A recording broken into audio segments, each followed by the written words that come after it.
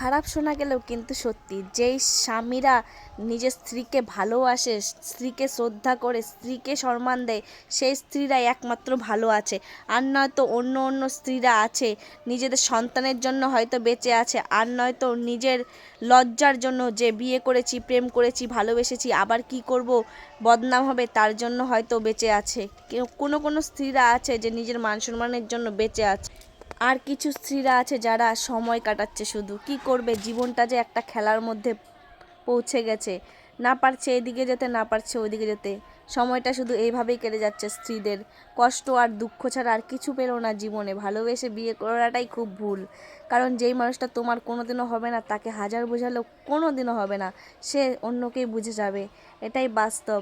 কোনো নারী আছে কেঁদে চোখের জল ফেলছে, কোনো নারী আছে সন্তানের জন্য বেঁচে আছে, কোনো নারী আছে যে বাবা মার বাড়িতে যেয়ে পড়ে থাকবো সেই কারণে।